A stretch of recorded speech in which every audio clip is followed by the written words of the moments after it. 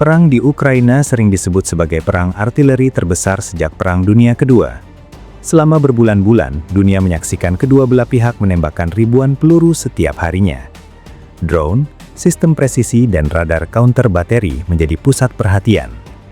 Namun di tengah hiruk-pikuk teknologi modern itu, ada satu senjata tua yang diam-diam menjelma menjadi mimpi buruk di garis depan. Bukan hipersonik, bukan siluman. Bahkan desainnya sudah berusia lebih dari setengah abad. Dia adalah Hyacinth B, howitzer 152 mm rancangan era 1960-an, mulai diproduksi tahun 1970-an. Tapi di tahun 2026, sistem ini masih membuat para komandan Ukraina kehilangan tidur. Lalu kenapa howitzer tua ini masih begitu berbahaya? Bagaimana cara Rusia menggunakannya hari ini? Dan apa kata para pengamat militer? Mari kita bedah satu persatu.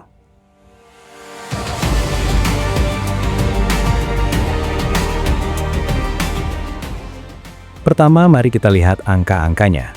Hyacinth B beserta saudara swageraknya yaitu 2S5 Hyacinth S menembakkan peluru kaliber 152 mm, tapi yang membedakan adalah jangkauannya. Dengan amunisi berbantu roket, Hyacinth B mampu mencapai jarak hingga 40 km. Dengan peluru standar, jangkauan efektifnya sekitar 28 hingga 33 km. Angka ini jauh melampaui kebanyakan howitzer standar di medan perang saat ini. Untuk memahami betapa pentingnya keunggulan ini, bayangkan seorang penembak jitu yang berdiri di atas bukit. Jika dia bisa menembak lebih jauh dari yang bisa Anda jangkau, Anda tidak akan pernah bisa menyentuhnya. Itulah keunggulan Hyacinth. Dia ditempatkan di belakang garis depan, di luar jangkauan tembakan balasan standar Ukraina, sambil tetap bisa menghancurkan target dari jarak yang relatif aman. Ditambah lagi howitzer ini membawa hulu ledak besar.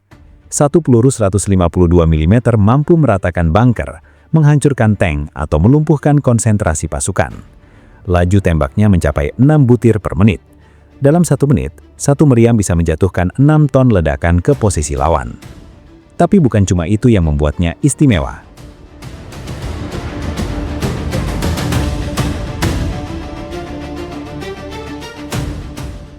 Ini adalah poin yang paling sering dilewatkan banyak orang. Hyacinth bukanlah howitzer biasa. Dia didesain untuk peran spesifik, yaitu sebagai pemburu artileri atau counter bateri. Tugas utamanya bukan sekedar menembaki parit infanteri. Tugasnya adalah memburu dan menghancurkan meriam lawan dari jarak aman. Begini cara kerjanya. Rusia mengirim drone pengintai ke belakang garis Ukraina. Begitu sebuah howitzer Ukraina terdeteksi, koordinatnya dikirim ke kru Hyacinth. Dalam hitungan menit, sistem ini akan menembakkan beberapa butir peluru jarak jauh, lalu segera ditarik atau dipindahkan sebelum tembakan balasan datang. Karena jangkauannya sangat jauh, Hyacinth punya lebih banyak waktu untuk kabur dibandingkan artileri konvensional. Seorang komandan Ukraina bahkan pernah menyebut sistem ini sebagai salah satu ancaman paling serius yang mereka hadapi. Jadi Hyacinth ini seperti pemanah jitu di zaman modern. Dia tua, lambat, dan tidak punya teknologi canggih. Tapi dia ditempatkan di bukit yang tidak bisa dijangkau lawan, dan anak panahnya tetap mampu menembus baju besi. Itulah kenapa dia masih begitu efektif.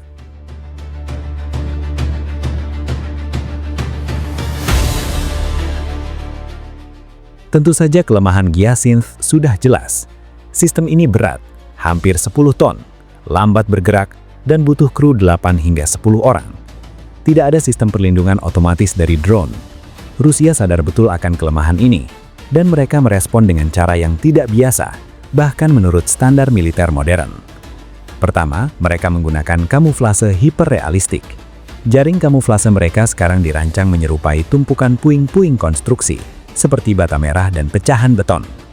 Di medan perang yang penuh reruntuhan, penyamaran ini sangat efektif. Satu foto bahkan menunjukkan sebuah mortir yang disembunyikan di antara puing-puing menggunakan jaring yang mungkin terbuat dari styrofoam ringan yang dicat seperti batu bata. Tapi ada taktik yang lebih ekstrim lagi. Pada awal tahun 2025, Rusia mulai mengubur howitzer swagerak mereka, Hyacinth S, ke dalam tanah.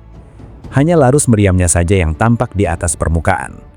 Analis militer barat menyebut ini sebagai adaptasi putus asa. Mengapa putus asa?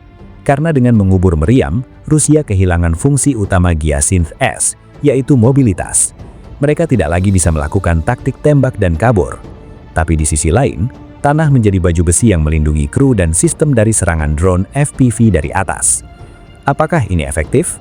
Sebagian iya, tapi pada Juni 2025, laporan menunjukkan bahwa Ukraina tetap berhasil menemukan dan menghancurkan howitzer Rusia yang terkubur, meskipun butuh sumber daya yang tidak sedikit. Inilah yang disebut sebagai perlombaan kucing-kucingan. Setiap taktik baru akan segera menemukan penangkalnya.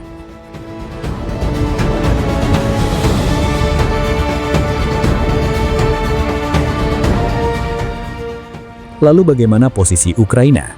Apakah mereka kewalahan? Jawabannya tidak sepenuhnya. Ukraina tidak hanya memburu setiap meriam satu persatu. Mereka mengubah strategi menjadi lebih sistemik. Salah satu taktik paling efektif adalah menyerang rantai pasokan logistik Rusia.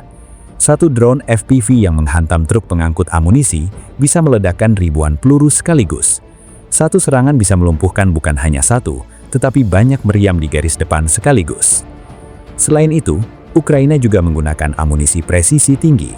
Mereka memiliki howitzer May 777 155 mm pasokan Amerika Serikat, dipadukan dengan amunisi Excalibur. Amunisi ini mengubah howitzer biasa menjadi senjata sniper dengan akurasi luar biasa. Dalam satu insiden di wilayah Kherson, amunisi Excalibur berhasil menghancurkan meriam Gyazinth B yang tersamar. Dan yang paling ironis adalah ketika Ukraina berhasil menangkap sistem Gyazinth X milik Rusia dan menggunakannya kembali untuk menyerang posisi Rusia di Chasivyar. Pasukan Ukraina bahkan memberi julukan Kraken untuk howitzer rampasan tersebut.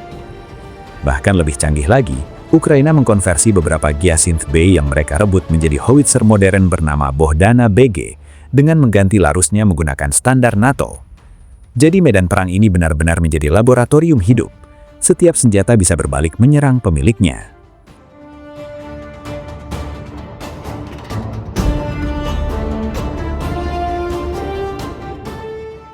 Kesimpulannya, Gyazinth B bukanlah peninggalan museum yang tidak berdaya. Dia adalah bukti bahwa dalam perang modern, usia bukanlah segalanya. Jangkauan dan daya ledak yang besar tetap menjadi faktor penentu, selama Anda bisa menyembunyikan senjata Anda dari mata musuh. Tapi Gyazinth juga adalah cermin dari perang ini sendiri. Sebuah perang di mana setiap taktik baru akan segera menemukan penangkalnya. Di mana drone murah bisa melumpuhkan sistem senilai miliaran dolar. Dan di mana senjata yang direbut bisa berbalik menyerang pemiliknya. Satu hal yang pasti, selama perang artileri masih berlangsung, selama jangkauan masih menjadi raja di medan perang, selama itu pula, Gyazinth akan tetap menjadi ancaman yang tidak bisa diabaikan. Bagaimana pendapat Anda? Apakah sistem tua seperti ini masih relevan di era drone? Tulis di kolom komentar. Jangan lupa like, subscribe, dan nyalakan loncengnya untuk update analisis militer lainnya. Terima kasih telah menonton.